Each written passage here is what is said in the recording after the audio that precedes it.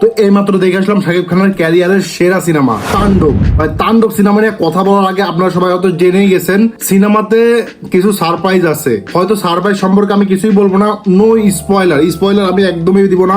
সিনেমার মতো আমি খারাপ করতে চাই না, কিন্তু যেহেতু আপনারা জেনে গেছেন সিনেমাতে কে কে আছে, আরফান নিশু আছে আর সিয়াম আছে। শাকিব খানকে নিয়ে পরে কথা বলতেছি, এদেরকে এমন ভাবে ডিরেক্টর দেখাইছে, এরা দুজনকে যদি সিনেমা থেকে আপনি বের করে দেন তাহলে সিনেমার গল্প অসম্পূর্ণ। মানে ক্যামিও গুলোকে এত সুন্দর করে যে ইউজ করা যায় এটা রায়হান রাফি দেখাইছে ভাই। এবার যদি শাকিব খানকে নিয়ে বলি, তাণ্ডব সিনেমাতে শাকিব খানের অ্যাক্টিং নিয়ে কোথাও কোনো ধরনের আলোচনা হওয়া উচিত না, কারণ শাকিব খানের অ্যাক্টিং এখন সো গুড। মানে আজ থেকে 5-7 বছর আগেও শাকিব খানের অ্যাক্টিং দেখেন আর এখন শাকিব খানের অ্যাক্টিং দেখেন। এখন আমার কাছে মনে হচ্ছে শাকিব খানের অ্যাক্টিং প্রথম থেকেই ভালো ছিল, খালি ভালো ডিরেক্টর পাচ্ছিল না, সেজন্য শাকিব খান তার নিজের পোটেনশিয়াল দেখাইতে পারতেছিল না ভালোভাবে। মানে বরবাদ যে 75 কোটি টাকা কামাইছে পুরাই অর্থিত, মানে এটা কামানো উচিত ছিল শাকিব খানের ক্যারিয়ারে। আমি চাই তাণ্ডব 100 কোটি কামাক। ও আমি এবার বলে দিই শাকিব খানের ক্যারিয়ারের সেরা ছবি কেন বললাম ভাই, কারণ এই সিনেমা আপনি যদি কোনো বলিউডের সিনেমার সাথে এই সিনেমাকে কম্পেয়ার করেন, আপনাকে ফুল শুট দেওয়া হলো ভাই, আপনি করতে পারেন। মানে বরবাদকে নিয়ে যাও আপনি বলিউডের একটা সিনেমার সাথে কম্পেয়ার করতে পারবেন না, কারণ বরবাদের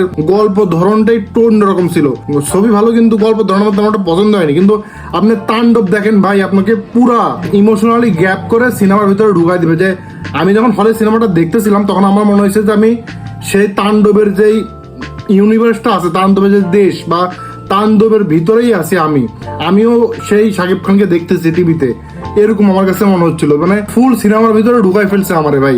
বাংলাদেশের সিনেমাতে এমন কিছু হবে আমি আমার আশাতেও করি নাই ভাই। তাণ্ডবের সেকেন্ড হাফে একটা টুইস্ট আছে, সে টুইস্ট আমি হতভম্ব হয়ে গেছি কে বাংলাদেশের সিনেমাতে টুইস্ট আছে আর আমি এটা ধরতে পারি নাই। মানে কি বলবো, মানে যেখানে আপনার মনে হবে সিনেমা শেষ হয়ে গেছে সেখানে আসলে সিনেমা শেষ হয় নাই।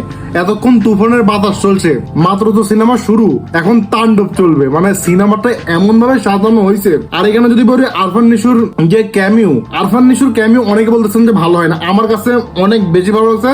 কারণ কি বলি জানেন, আরফান নিশুর যে ডায়লগটা ছিল আসার পরে, মানে শাকিব খানকে নিয়ে যে ডায়লগটা দেয়, এই ডায়লগটার জন্য সিনেমা আরো পরিপূর্ণতা পাইছে সিনেমাটা। যে আপনি এখন বলতেছি না তাহলে স্পয়লার হয়ে যাবে। আরফান নিশু আসার পরে সিনেমাটা মনে হয়েছে হ্যাঁ এটা ফুল সিনেমা দেখে ফেলছি, তাণ্ডব ফুল সিনেমা দেখছি। এবার 2 আসুক, সমস্যা নাই। 1 এর গল্প 1 শেষ হয়ে গেছে, যেটা তুফানের সময় যে 1 এর গল্প 1 ভালোভাবে শেষ হয় নাই, কিন্তু তাণ্ডব দেখলে বুঝতে পারবেন যে 1 এর গল্প 1 শেষ হয়ে গেছে, 2 এর গল্প 2 চলবে এবার। আর এবার সিয়ামকে নিয়ে বলি, সিয়াম আমাকে পুরাই সারপ্রাইজ করে দিচ্ছে। শাকিব খানের ক্যারেক্টারকে আপনি সাইডে রাখেন, আরফান নিশু ক্যারেক্টারকে আপনি সাইডে রাখেন, এবার সিএম এর ক্যারেক্টার দিকে আসেন ভাই। এই 3 ক্যারেক্টারের মধ্যে সিএমকে মানুষ বেশি এনজয় করছে।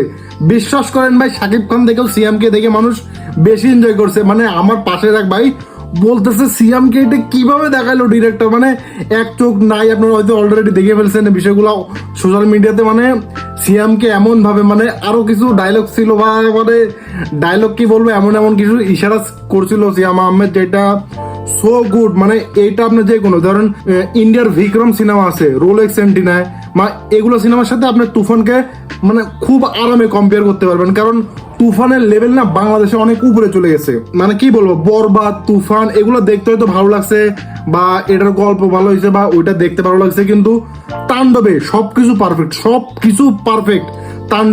তাণ্ডবের যদি একটাই কিছু পারফেক্ট না হয় সেটা হলো তাণ্ডবের ফোরকাস্ট। মানে টিজার সারানে আমি খুব ধন্য, মানে রায়হান রাফিকে খুব মানে ধন্যবাদ দিতে চাই, কারণ ফোরকাস্টে যা দেখানো হয়েছে এটা ফার্স্ট হাফের ভিতরে, সেকেন্ড হাফের কিছু দেখানো হয় না ফোরকাস্টে, মানে টিজারে, সেজন্য সিনেমাটা বেশি এনজয় করছি। আর ফোরকাস্ট এমন ভাবে বানাইছে, ফোরকাস্ট আমার তেমন একটা ভালোভাবে পার্সোনালি তেমন একটা পছন্দ হয় নাই। আমার রিঅ্যাকশন আপনারা দেখতে পারেন, আমার চ্যানেলেই আছে। মানে এইটা আর কি হলে নিয়ে যাওয়ার মতো একটা ফোরকাস্ট বা টিজার বানায় নাই, কিন্তু এই জায়গাতে রায়হান রাফি খেলে ফেলছে ভাই। কারণ রায়হান রাফি জানে মানুষ যখন মুখে মুখে বলবে ভালো, তখন পাবলিক অবশ্যই হলে যাবে। মানে কি বলবো, আমার কাছে এত ভালো লাগছে সিনেমাটা।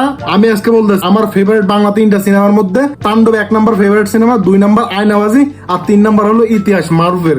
এইটা নিয়ে কোনো কমেন্ট হবে না। শেষে এটাই বলতে চাবো, সিনেমা তো আপনার অবশ্যই দেখা উচিত। এই সিনেমা দেখে যদি কেউ খারাপ বলে তার সাথে আপনার কথা বন্ধ করে দেওয়া উচিত, কারণ সে সিনেমা সম্পর্কে ন্যূনতম তার ধারণা নাই। এবার রায়হান রাফিকে নিয়ে বলি ভাই, রায়হান রাফি তুফানে ভালোভাবে গল্প বলতে পারে নাই, তারপরে ব্ল্যাক মানিতে ভালোভাবে গল্প বিল্ড আপ দিতে পারে নাই।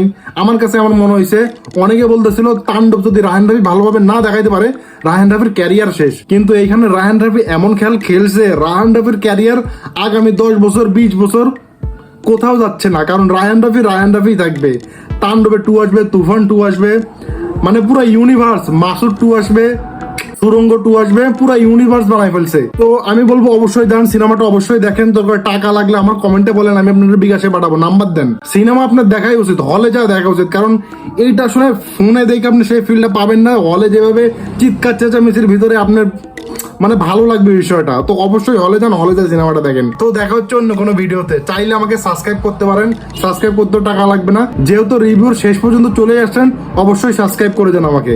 তো দেখা হচ্ছে অন্য কোনো ভিডিওতে।